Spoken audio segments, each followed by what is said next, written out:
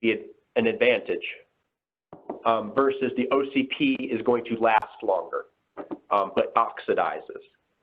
And the origin of why this is true, I think, is pretty interesting. So I'm going to get into some freshman chemistry, but if, you know, this is a kind of an interesting thing. So olefin copolymer, here's the structure. So you have an R group, which could be, it could be methyl, it could be propyl, octyl, and then you have a hydrogen group. So you have one alkyl group per repeat unit. So I'm making like an ethylene propylene copolymer. I've got that propylene hanging off. When I only have one alkyl group, let me see if I can get a pointer. Yeah, here we go. So I've got this R group here. This actually creates sort of a rotational barrier. So molecules like polymers are allowed to spin along their backbone. So they're very flexible. They want to rotate and snake around.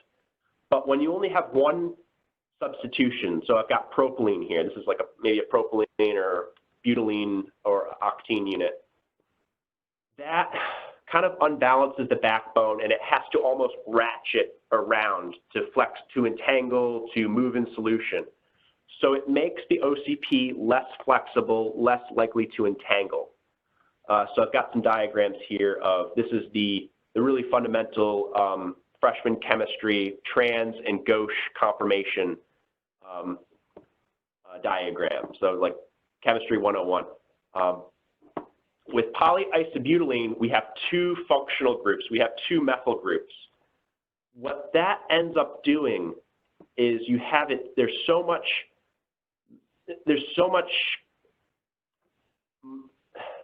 many groups or carbon atoms hanging off this backbone that they actually push each other apart. So you actually find that PIB has a longer backbone. The carbon-carbon bonds in the backbone are actually stretched. So what this does is it makes PIB almost spin very freely like a ball bearing on those carbon-carbon bonds of the backbone. So PIB, I kind of call it like it's double jointed.